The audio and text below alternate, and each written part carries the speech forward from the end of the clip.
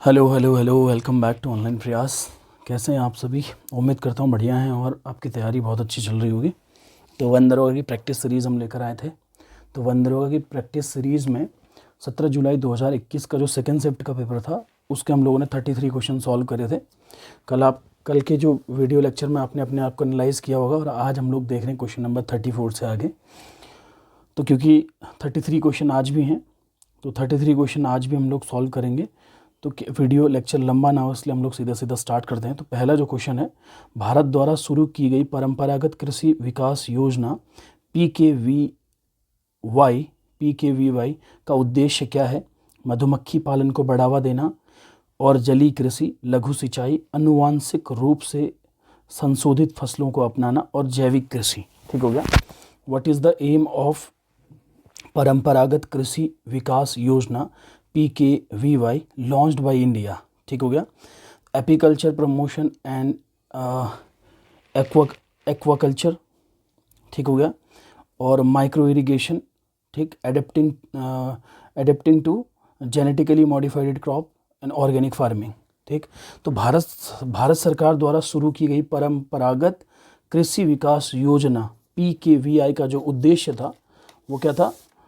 वो था मृदा स्वास्थ्य में सुधार, उर्वरकों और कृषि रसायनों पर निर्भरता कम करना। इसका मतलब है कि जो परंपरागत कृषि विकास योजना थी उसका उद्देश्य जैविक खेती को बढ़ावा देना था। ठीक हो गया। तो जैविक कृषि इसका राइट आंसर होगा, ऑर्गेनिक फार्मिंग इसका राइट आंसर है। ठीक हो गया। ग्रामीण युवाओं, किसानों और उपभोक्ताओं और व्यापारियों के बीच जैविक खेती को प्रोत्साहित करने के लिए PKVY ने केंद्र शासित प्रदेशों, ठीक हो गया, को 3 वर्षों के लिए, ठीक है, राज्यों और केंद्र शासित प्रदेशों को 3 वर्षों के लिए प्रति हेक्टेयर 31,500 रुपये की वित्तीय सहायता प्रदान की जाती है इसके तहत। ठीक हो गया। जिसमें 60:40 होता है। 60:40 होता है, मतलब 60% जो सब्सिडी होती है वो केंद्र सरकार और 40% जो होती है स्टेट गवर्नमेंट देती है। ठीक। और सामान्य राज्यों के लिए होता है ये, और पूर्वोत्तर और हिमालयी राज्यों के लिए यही रेशियो 90:10 हो जाता है। 90% केंद्र सरकार और 10% राज्य सरकार। और केंद्र शासित प्रदेशों के लिए ये क्या होता है? 100% होता है। ठीक हो गया।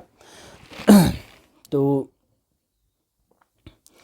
PKVY का जो उद्देश्य है वो जैविक कृषि है, और जैविक कृषि के साथ साथ मृदा स्वास्थ्य में सुधार, उर्वरकों और कृषि रसायनों पर निर्भरता कम करना, पारंपरिक ज्ञान और आधुनिक विज्ञान के मिश्रण के माध्यम से जैविक खेती के टिकाऊ मॉडल विकसित करना भी है। ठीक। और ग्रामीण युवाओं और किसान, उपभोक्ताओं और व्यापारियों के बीच में जैविक खेती को प्रोत्साहित करना भी इसका क्या है? उद्देश्य है। इसके अन्य उद्देश्य हैं। नेक्स्ट क्वेश्चन देखिए, क्वेश्चन नंबर 35 है। तो क्वेश्चन नंबर 35 कह रहा है कि 1.33 के अपवर्तनांक वाले वायु के संबंध में, ठीक, 1.33 के अपवर्तनांक वाले वायु के संबंध में जल का क्रांतिक कोण क्या होगा? क्रांतिक कोण की बात करेंगे। इसने 28.75, 38.75, 48.75 और 68.75 इसने ऑप्शंस दिए हुए हैं।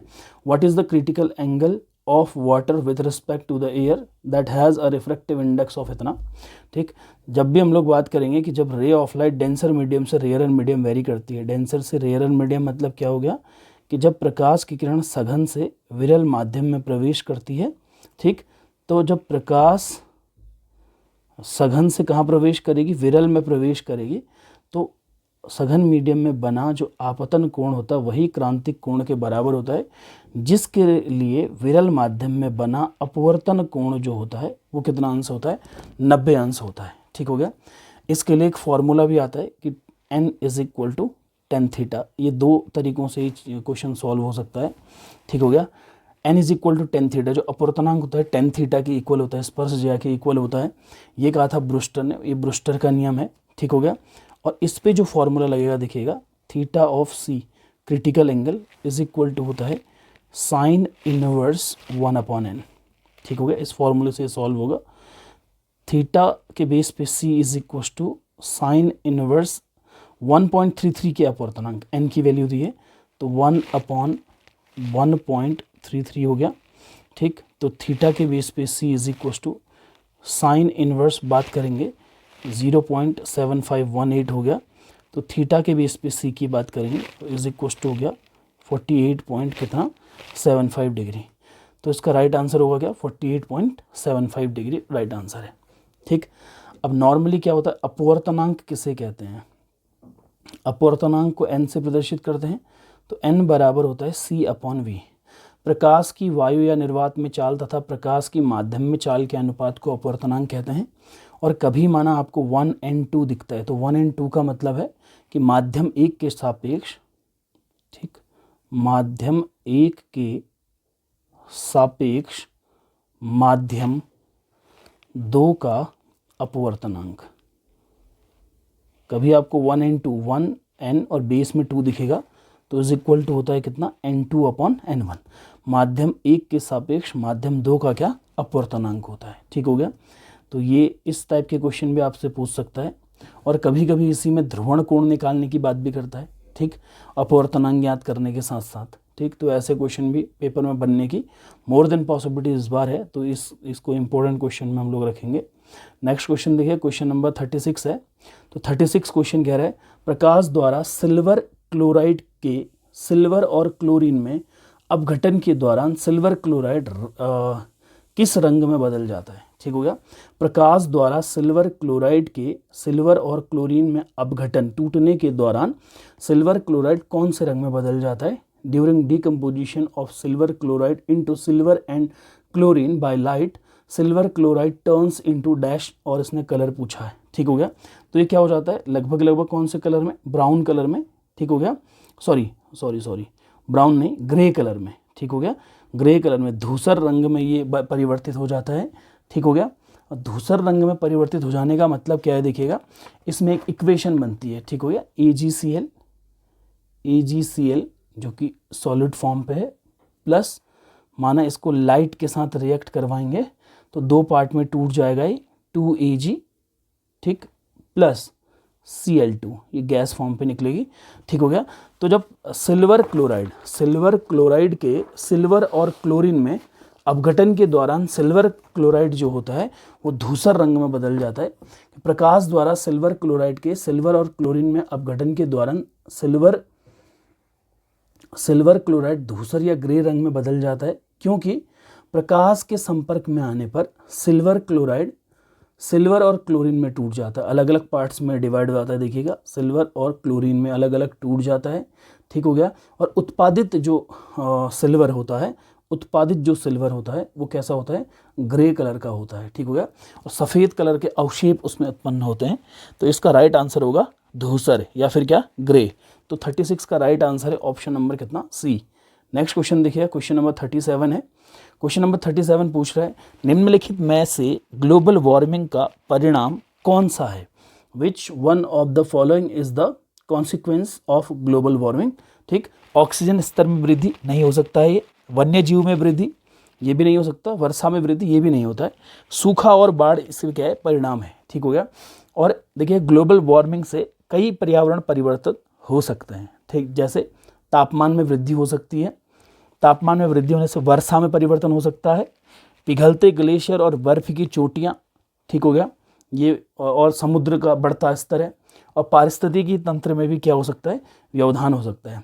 तो क्वेश्चन नंबर 37 का ऑप्शन नंबर कौन सा सही है, बी सही है।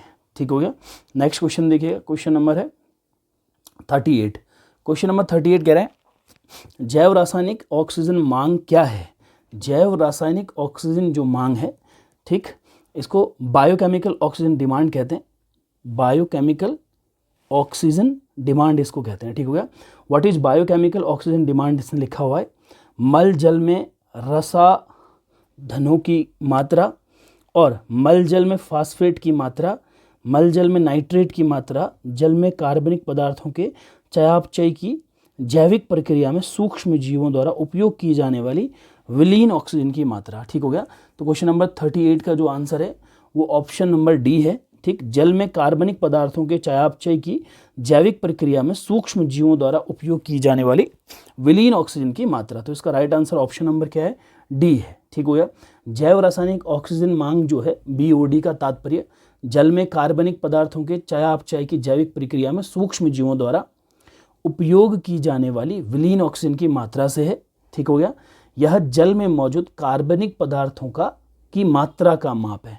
ठीक हो गया, यह जो होता है जैव रासायनिक ऑक्सीजन मांग जो है वो जल में मौजूद, जल में उपस्थित कार्बनिक पदार्थों की मात्रा की क्या है, माप है। ठीक हो गया। और यह जल प्रदूषण के स्तर का संकेत भी देता है, जल प्रदूषण के स्तर का संकेत देता है। ठीक हो गया। और BOD का मान, ठीक हो गया, बायोकेमिकल ऑक्सीजन डिमांड का मान जितना अधिक होगा, बायोकेमिकल ऑक्सीजन डिमांड अधिक होने पर, ठीक हो गया, ये अधिक होगा तो जल में प्रदूषण का स्तर भी उतना ही अधिक होगा। ठीक हो गया। जल में प्रदूषण का जो स्तर होगा, प्रदूषण जो स्तर होगा वह भी क्या होगा, अधिक होगा। और BOD कम होने से जल में प्रदूषण स्तर भी क्या होगा, कम होगा। तो इसका right answer option number D. Next question देखिएगा, लंदन स्मॉग कब हुआ था जिसके परिणाम स्वरूप 4000 से अधिक मौतें हुई थी। ठीक हो गया। What did the London smog, ठीक, occur resulting in more than 4000 deaths लिखा है। ठीक, तो लंदन स्मॉग जिसके परिणाम स्वरूप 4000 से अधिक मौतें हो गई थी, ये 1952 में हुआ था। ठीक हो गया, 1952 दिसंबर 1952 में ये हुआ था। ठीक, इसको महान स्मॉग, 1952 का महान स्मॉग, 1952 का महान स्मॉग के नाम से भी इसको क्या किया जाता है, जाना जाता है। 1952 के महान स्मॉग की घटना के नाम से भी लंदन स्मॉग को जाना जाता है। ठीक हो गया। नेक्स्ट क्वेश्चन, इसका राइट आंसर हो गया 1952 इसका राइट आंसर है। नेक्स्ट क्वेश्चन देखिए, क्वेश्चन नंबर 40 है। ठीक, क्वेश्चन नंबर 40 कह रहा है कि हम ईंधन की गुणवत्ता को कैसे माप सकते हैं, संख्यांक मान से, दहन मान से, लागत मान से और कैलोरी जनन मान से। ठीक हो गया।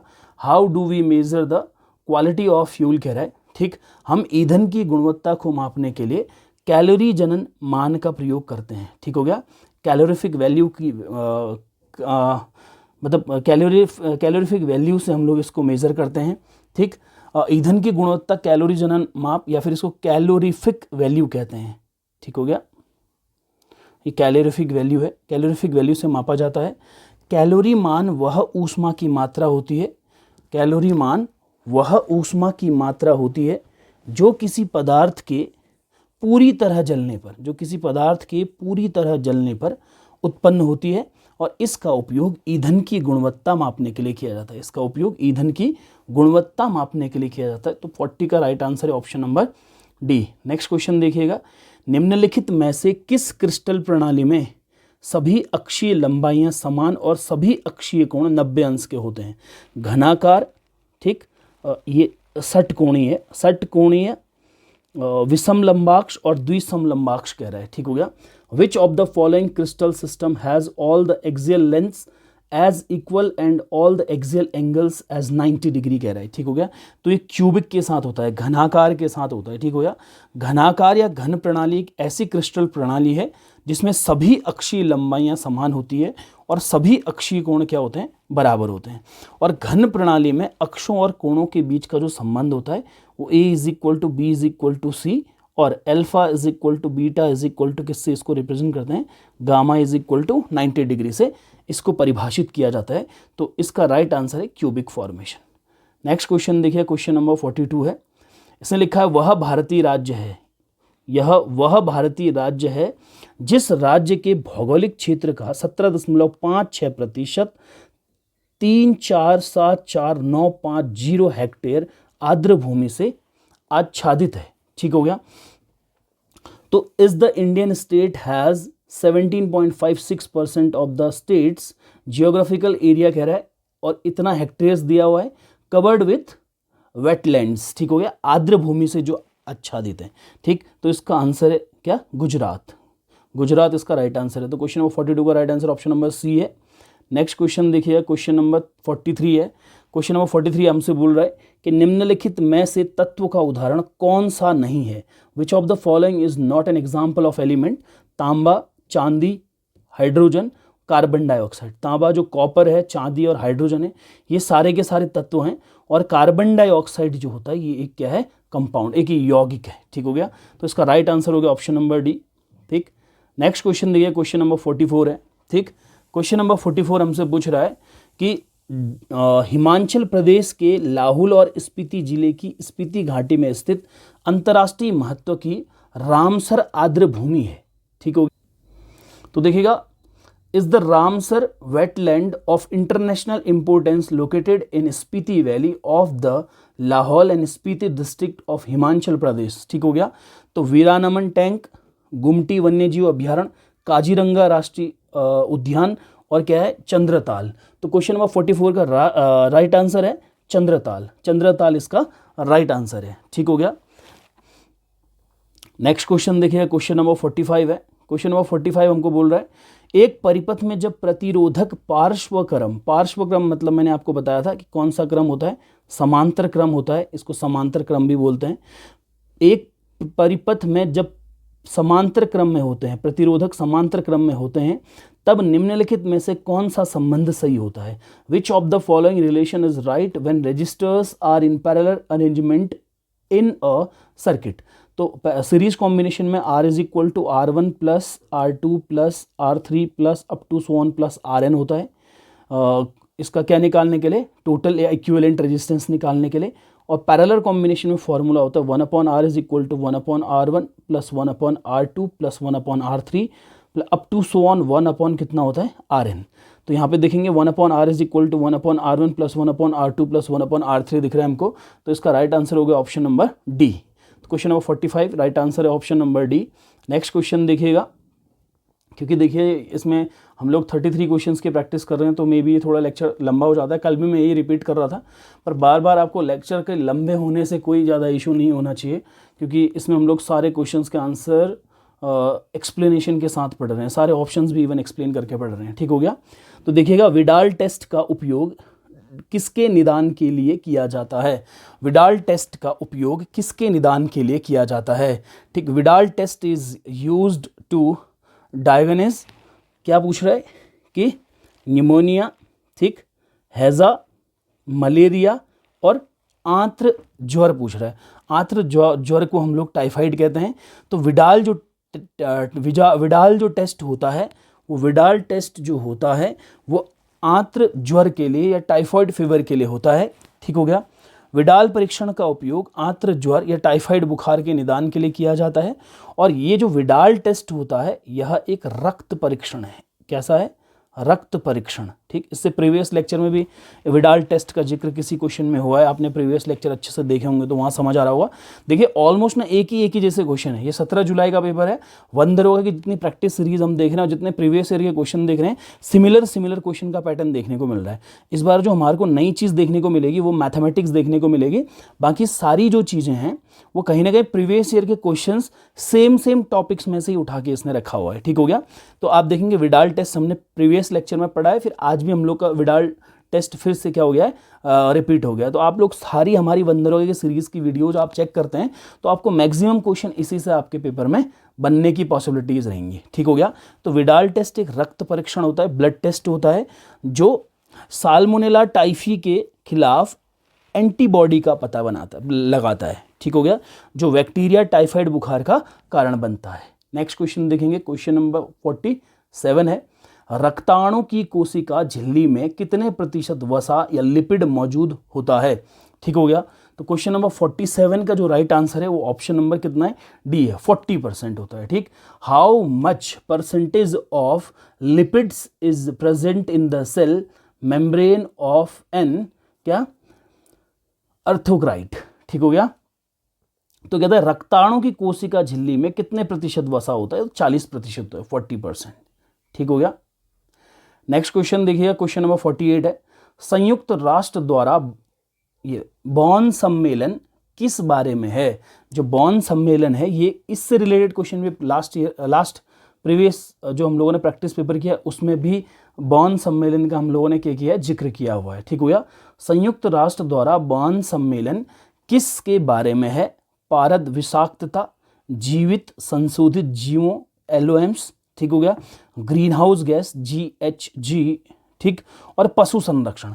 तो जो बॉन सम्मेलन जो है, ठीक हो गया, बॉन सम्मेलन संयुक्त राष्ट्र द्वारा, ठीक, संयुक्त राष्ट्र द्वारा बॉन सम्मेलन ग्रीन हाउस गैस GHG से संबंधित है और यह जलवायु परिवर्तन पर संयुक्त राष्ट्र फ्रेमवर्क कन्वेंशन द्वारा आयोजित एक वार्षिक सम्मेलन होता है। ठीक हो गया। What is the Bonn convention by United Nation is about, तो ये किस बारे में है, ग्रीन हाउस गैसेस के बारे में है। तो क्वेश्चन नंबर 49 देखिए, नेक्स्ट क्वेश्चन, यदि 3 प्रतिरोधों 1 ओम 2 ओम तथा 3 ओम को श्रेणी क्रम में जोड़ा जाए तो 1 + 2 + 3 श्रेणी क्रम में जोड़ेंगे तो कितना ओम आ जाएगा, 6 ओम आ जाएगा। तो संयोजन का कुल प्रतिरोध कितना हो, देखिए पहले आंसर निकल गया, प्रैक्टिस पे ये हो गया। ठीक, तो ऑप्शन नंबर कौन सा हो गया, 6 इसका राइट आंसर हो गया। What is the total resistance of the combination of 3 resistors 1 ohm 2 ohm and 3 ohm are connected in series, तो इसका राइट आंसर क्या है, 6 ओम इसका राइट आंसर। नेक्स्ट क्वेश्चन देखिए, क्वेश्चन नंबर 50 है। तो क्वेश्चन नंबर 50 हमसे पूछ रहा है कि 1931 में ऊष्मागतिकी का शून्यवान नियम निम्नलिखित में से किसने प्रतिपादित किया। ठीक हो गया। Who among the following formulated the 0th law of thermodynamics in 1931 कह रहा है। ठीक हो गया। तो 1931 ईस्वी में, 1930 से 1931 ईस्वी में R.H. फाउलर एक साइंटिस्ट थे जिन्होंने 0th लॉ ऑफ थर्मोडायनेमिक्स दिया था, शून्यवान नियम दिया था ऊष्मागतिकी का। जब ऊष्मागतिकी के प्रथम और द्वितीय नियम प्रचलन में आ गए थे तो इसके बाद शून्यवान नियम आया था। और शून्यवान नियम के अनुसार होता है कि थर्मोडायनेमिक्स का शून्यवान नियम यह बताता है कि यदि 2 थर्मोडायनेमिक सिस्टम तीसरे सिस्टम के साथ थर्मल इक्विलिब्रियम में हैं तो वे एक दूसरे के साथ भी थर्मल इक्विलिब्रियम में होते हैं। तो 0 लॉ ऑफ थर्मोडायनेमिक्स जो आया था, इसने कौन सा कॉन्सेप्ट समझाया था, कोई पूछेगा तो उसने ताप का कॉन्सेप्ट समझाया था, ये समझ में आना पड़ेगा। ठीक हो गया। तो नेक्स्ट क्वेश्चन देखिए, क्वेश्चन नंबर 51 है। क्वेश्चन नंबर 51 है, निम्नलिखित में से कौन सा वर्गक टेक्सॉन हमेशा एक छोटे अक्षर से शुरू होना चाहिए। तो शुरू जो निम्नलिखित में से कौन सा वर्गक या टेक्सॉन हमेशा एक छोटे अक्षर से शुरू होना चाहिए, तो प्रजाति है, स्पीसीज है। ठीक हो गया। Which of the following taxon must always start with a small letter, तो स्पीसीज है। ठीक हो गया। नेक्स्ट क्वेश्चन देखिए, क्वेश्चन नंबर 52 है।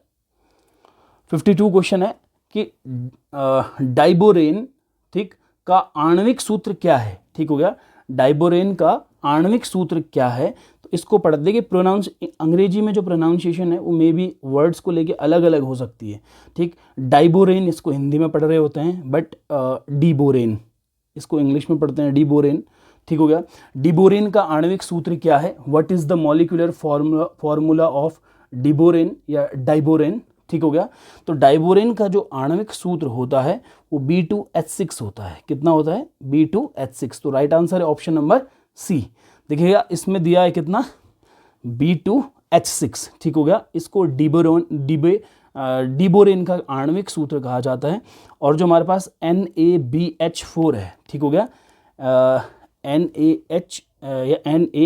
NaBH4 और LiBH4 है और H3BO3 है। तो ये अलग अलग फार्मूलाज हैं। ठीक हो गया, अलग अलग मॉलिक्यूलर फार्मूलाज हैं। तो H3BO3 जो होता है वो बोरिक एसिड या हाइड्रोजन बोरेट इसको कहते हैं।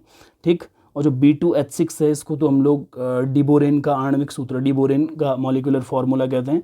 और जो LiBH4 है, ठीक हो गया, ये भी लिथियम बोरेहाइड्राइट या फिर लिथियम टेट्राहाइड्रोबोरेट इसको कहते हैं।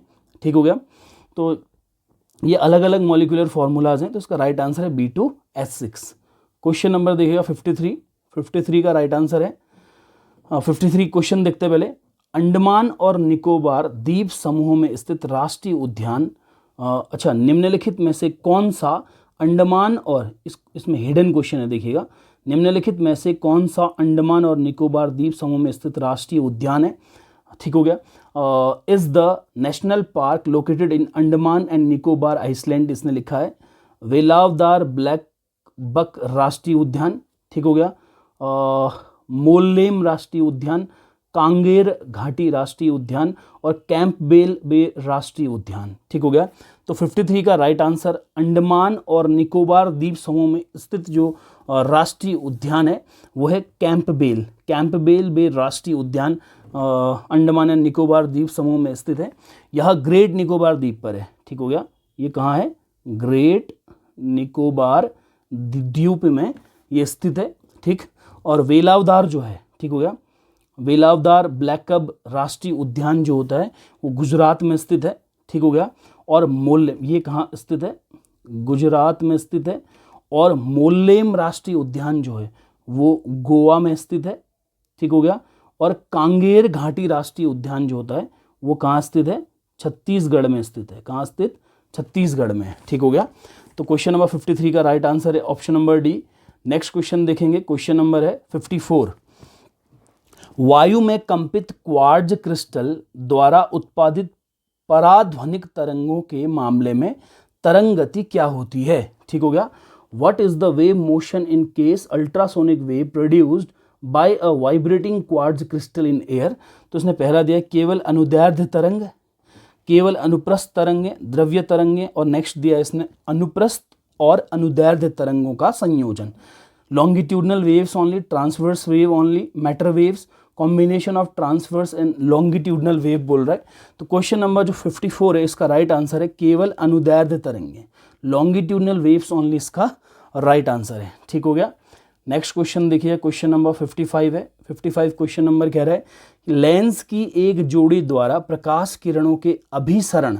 अब देखना, अभिसरण की बात करी तो अभिसरण का मतलब कन्वर्जिंग है, ठीक हो गया। ये एक पॉइंट पे अनंत से आने वाली समांतर प्रकाश किरणों को एक बिंदु पर केंद्रित करता है। अभिसरण और अपसरण मतलब डाइवर्जिंग है।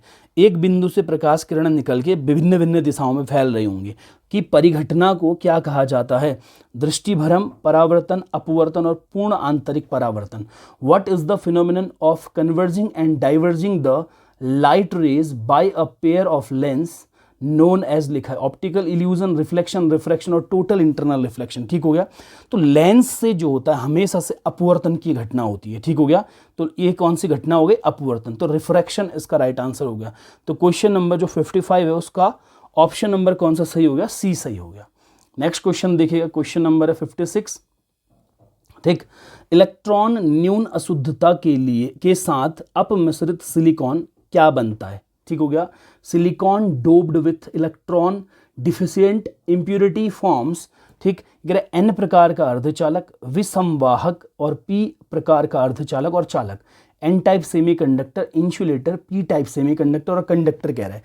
तो इलेक्ट्रॉन न्यून अशुद्धता के साथ अपमिश्रित सिलिकॉन क्या बनाता है पूछ रहा है, ठीक है। तो जो ये बनाता है वो क्या है, पी प्रकार का अर्धचालक है। देखिए हमारे पास जो अर्धचालक होते हैं, सेमीकंडक्टर्स होते हैं, बेसिकली दो टाइप के होते हैं, पी टाइप के और एन टाइप।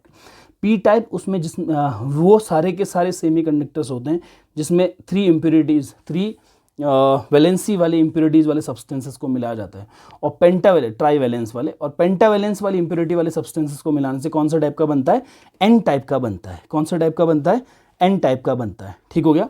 तो इलेक्ट्रॉन न्यून अशुद्धता के साथ अपमिश्रित जो सिलिकॉन होता है वो पी टाइप का अर्धचालक या पी टाइप का सेमीकंडक्टर बनाता है। तो 56 का राइट आंसर हो गया option number C. Next question देखिएगा, क्वेश्चन नंबर 57 है। निम्नलिखित में से किसका उपयोग मृदा धूमन और कुछ खाद्य उत्पादन सुविधाओं के धूमन के लिए किया जाता है, ठीक हो गया। हाँ, अब ये बोल रहे हैं कार्बन टेट्राक्लोराइड, क्लोरोफ्लोरोकार्बन्स, हेलोन्स और मिथाइल ब्रोमाइड, निम्नलिखित में से किसका उपयोग मृदा धूमन और कुछ खाद्य, ठीक हो गया, खाद्य उत्पादन सुविधाओं के धूमन के लिए किया जाता है, ठीक हो गया। देखिएगा ये कह रहा है which of the following is used for soil fermentation and fermentation of some food production facilities, ठीक हो गया। निम्नलिखित में से किसका उपयोग मृदा धूमन और कुछ खाद्य सुविधाओं के धूमन के लिए किया जाता है बोल रहा है, ठीक हो गया। तो इसका राइट आंसर जो है वो ऑप्शन नंबर क्या है, डी है, मिथाइल ब्रोमाइड, ठीक हो गया। तो निम्नलिखित में से किसका, मिथाइल ब्रोमाइड का उपयोग मृदा धूमन और कुछ खाद्य उत्पाद सुविधाओं के धूमन के लिए किया जाता है, ठीक हो गया। तो इसका राइट आंसर हो गया ऑप्शन नंबर डी। 57 क्वेश्चन का right answer option number D. तो नेक्स्ट देखिएगा क्वेश्चन नंबर 58 है। यदि तंत्र पर कुल बाह्य बल 0 है तो तंत्र का कुल रैखिक संवेग कितना होगा। यदि तंत्र पर कुल बाह्य बल हम लोग जानते हैं P = mv, ये तो होता है संवेग, ठीक हो गया। तो संवेग संरक्षण का नियम जब हम पढ़ेंगे, कंजर्वेशन ऑफ लीनियर मोमेंटम पढ़ेंगे, तो बोलता है कि if there is no external force acting on the body then the momentum will be conserve. ठीक हो गया। यदि किसी वस्तु पर बाह्य बल शून्य हो, बाह्य बल नहीं लगाया जाता है, तो उसका संवेग जो होता है क्या रहता है, संरक्षित रहता है। तो यदि तंत्र पर कुल बाह्य बल शून्य है तो तंत्र का कुल रैखिक संवेग क्या होगा, पूछ रहा हमसे। ठीक हो गया। तो इसका संवेग जो होगा क्या होगा, स्थिर होगा। What is the total linear momentum of the system if the total external force on the system is zero. तो ये क्या होगा, कांस्टेंट होगा। ठीक हो गया। इसका जो मोमेंटम होगा वो कांस्टेंट होगा। नेक्स्ट क्वेश्चन देखिए, क्वेश्चन नंबर 59 है, धान की फसल के लिए निम्नलिखित में से सबसे अच्छा उर्वरक कौन सा है। ठीक, अजेक्टस, नाइट्रो, अजोला पिन्नाटा और बैक्टरविला लिखा है। ठीक हो गया। Which of the following is the best fertiliser for pea crop. ठीक हो गया। धान की फसल के लिए निम्नलिखित में से सबसे अच्छा उर्वरक कौन सा है बोल रहा है। ठीक हो गया। तो सबसे अच्छा जो उर्वरक है वो अजोला पिन्नाटा है। ठीक हो गया। सबसे अच्छा जो क्या है उर्वरक है वो अजोला पिन्नाटा है। ठीक हो गया। अजोला पिन्नाटा नाइट्रोजन से भरपूर एक जैव उर्वरक होता है। किससे भरपूर होता है, नाइट्रोजन से भरपूर एक क्या होता है, एक उर्वरक होता है जो चावल में पोषक तत्वों को बढ़ाता है और अनाज की उपज भी बढ़ाता है, वो अजोला पिन्नाटा है। ठीक हो गया। Azolla pinnata is right answer for question number क्या 59। नेक्स्ट क्वेश्चन देखिएगा, क्वेश्चन नंबर 60 है, यदि वेग स्थिर रहता है तो कौन सी राशि शून्य होती है। Which quantity will be zero if the velocity remains constant. ठीक हो गया। हम लोग वेग जानते हैं, velocity is equal to displacement upon होता है टाइम। ठीक हो गया। Rate of change of displacement is known as velocity.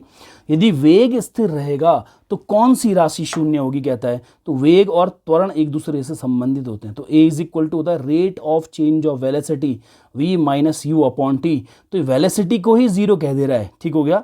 तो कौन सी राशि शून्य होगी बोल रहा है हमसे। ठीक हो गया। तो क्वेश्चन नंबर 60 जो है इसका राइट आंसर होगा ऑप्शन नंबर ए, त्वरण। ठीक हो गया। क्वेश्चन नंबर 60 का राइट आंसर होगा ए, त्वरण। एक्सेलरेशन होगा जो क्या होगा, जीरो हो जाएगा। नेक्स्ट क्वेश्चन देखिएगा, क्वेश्चन नंबर है 61। प्रत्येक 2 पोटेशियम के कोशिका में प्रवेश करने पर कितने सोडियम आयन बाहर निकल जाते हैं। How many sodium ions get transported outside for every 2 potassium getting into the cell. ठीक हो गया। तो प्रत्येक पोटेशियम के कोशिका में प्रवेश करने पर कितने सोडियम आयन, तो 3 सोडियम आयन बाहर आ जाते हैं। कितने सोडियम आयन, 3 सोडियम आयन बाहर आ जाते हैं। ठीक हो गया। प्रत्येक 2 पोटेशियम के कोशिकाओं में प्रवेश करने पर 3 सोडियम आयनों को बाहर निकाला जाता है, क्योंकि जो कोशिकाओं की ठीक जो झिल्ली होती है, ठीक हो गया, ये जो होता है वो कोशिकाओं की झिल्ली में पाया जाने वाला सोडियम पोटेशियम जो पंप होता है वो सक्रिय रूप से कोशिका में पंप किए गए प्रत्येक 2 पोटेशियम आयनों के लिए 3 सोडियम आयनों को कोशिका से क्या कर देता है, बाहर भेज देता है। तो उसका right answer option number 3। Next question देखिए, क्वेश्चन नंबर 62 है। ठीक, 1971 में होलोग्राफी के सिद्धांतों की खोज के लिए भौतिकी में नोबेल पुरस्कार निम्नलिखित में से किसे मिला था। तो ये इंपॉर्टेंट क्वेश्चन है। Who among the following received the Nobel prize for physics for the discovery of the principles of holography in 1971। तो क्वेश्चन नंबर 62 का जो राइट आंसर है ऑप्शन नंबर क्या है, बी है। डेनिस गैबोर को जो है इसके लिए नोबेल प्राइज मिला था होलोग्राफी में के सिद्धांतों की खोज करने के लिए। ठीक हो गया। तो क्वेश्चन नंबर 62 का राइट आंसर होगा option number B. Next question देखिए, क्वेश्चन नंबर 63, निम्नलिखित में से किसे विघटित किया जा सकता है। Which of the following can be decomposed लिखा है। लोहा, पत्ते, स्टील और प्लास्टिक अपशिष्ट। लोहा मुश्किल होता है, स्टील मुश्किल होता है, प्लास्टिक अपशिष्ट बहुत ज़्यादा मुश्किल होता है, तो पत्तों को अपघटित किया जा सकता है। डिकम्पोज जो चीज़ है वो लीव्स हैं। ठीक हो गया। तो क्वेश्चन नंबर 63 का राइट आंसर है option number B. Next question देखिएगा, क्वेश्चन नंबर 64, वे असंतृप्त हाइड्रोकार्बन जिनमें एक या एक से अधिक त्रिक आबंध होते हैं क्या कहलाते हैं। ठीक हो गया। ये पूछ रहा है वे असंतृप्त hydrocarbon, the unsaturated hydrocarbons which contain 1 और more triple bonds are called, कह रहा है एल्केन्स, एल्काइंस, एल्कीन्स और एल्केनॉस। एल्केनॉस तो कुछ होता ही नहीं है, तो ये तो हमारा गलत हो गया। तो इन तीनों में से वे असंतृप्त हाइड्रोकार्बन, ठीक हो गया, जो क्या होंगे, एल्केन्स होंगे। जो एल्केन्स होते हैं ये संतृप्त हाइड्रोकार्बन होते हैं। क्या होते हैं? संतृप्त हाइड्रोकार्बन होते हैं, ठीक हो गया, जिनमें केवल एक आबंध होते हैं। और जो एल्काइंस होते हैं ये असंतृप्त होते हैं। कैसे होते हैं? असंतृप्त। संतृप्त है तो ये तो हमारा वैसे ही गलत हो गया, क्योंकि वे असंतृप्त हाइड्रोकार्बन जिनमें एक या एक से अधिक त्रिक आबंध होते हैं बोल रहा है। तो एल्काइंस जो होते हैं ये असंतृप्त हाइड्रोकार्बन होते हैं, ठीक हो गया। नेक्स्ट जो होता है एल्कीन्स। एल्कीन्स भी असंतृप्त हाइड्रोकार्बन होते हैं जिनमें एक या एक से अधिक द्विआबंध होते हैं। पर त्रिक आबंध की बात कर रहे हैं तो हम लोग का राइट आंसर कौन सा होगा? एल्काइंस होगा, ठीक हो गया। तो 64 का राइट आंसर है ऑप्शन नंबर क्या? बी। नेक्स्ट क्वेश्चन देखिएगा, क्वेश्चन नंबर 65 है। निम्नलिखित में से मस्तिष्क का कौन सा भाग शरीर के तापमान और खाने पीने की तीव्र इच्छा को नियंत्रित करता है? Which of the following parts of brain controls body temperature, urge for eating and drink? ठीक हो गया। तो ये जो होता है कौन सा होता है? निम्नलिखित में से मस्तिष्क का कौन सा भाग शरीर के तापमान और खाने पीने की तीव्र इच्छा को नियंत्रित करता है? ठीक हो गया। तो हाइपोथैलेमस जो होता है, हाइपोथैलेमस जो होता है, देखिए कुछ कुछ वर्ड्स क्या होते हैं इंग्लिश में बहुत आसान होते हैं, कुछ कुछ हिंदी के तो बहुत कॉम्प्लिकेटेड वर्ड्स होते हैं बायोलॉजी से रिलेटेड। तो निम्नलिखित में से मस्तिष्क का कौन सा भाग शरीर के तापमान और खाने पीने की तीव्र इच्छा को नियंत्रित करता है? तो हाइपोथैलेमस, ठीक हो गया। तो अध चेतक मन जो होता है वो क्या करता है? इसको नियंत्रित करता है। तो आज के सीरीज का लास्ट क्वेश्चन देखिए, क्वेश्चन नंबर 66 है, क्योंकि डेली के हम लोग कितने क्वेश्चन सॉल्व कर रहे हैं? 33 क्वेश्चन। तो आज के लेक्चर को कल से थोड़ा ज़्यादा शॉर्ट बनाने की कोशिश करिए। तो जल्दी जल्दी मैंने इन चीज़ों को आपके सामने एक्सप्लेन किया हुआ है। कोई भी क्वेश्चन में डाउट होता है तो आप कमेंट सेक्शन में आप बात कर सकते हैं, तो मैं उससे रिलेटेड वीडियो या फिर उससे रिलेटेड आंसर्स आपको क्या करूँगा? रिप्लाई में आपको बता दूंगा, ठीक हो गया। चट्टान की वह परत जिससे होकर पानी प्रसारित या रिश्ता होता है क्या कहलाता है? ठीक हो गया। The layer of rock through which water percolates down is known as, ठीक हो गया। तो ये क्या होता है? चट्टान की वह परत जिससे होकर पानी प्रसारित या रिश्ता है, ठीक हो गया, क्या कहलाता है? ठीक हो गया। तो जब चट्टान की वह परत जिससे होकर पानी प्रसारित होता है या रिश्ता है उसको हम लोग कहते हैं क्या? जलभृत कहते हैं, ठीक हो गया, एक्यूफेर कहते हैं, ठीक। तो इसका राइट आंसर हो गया ऑप्शन नंबर डी। तो आज की जो वीडियो है इसमें 33 क्वेश्चंस मैंने बताए हैं। मैं फिर आपसे उम्मीद कर रहा हूँ कि मैं बीच में बिल्कुल रिपीट नहीं करना चाह रहा था।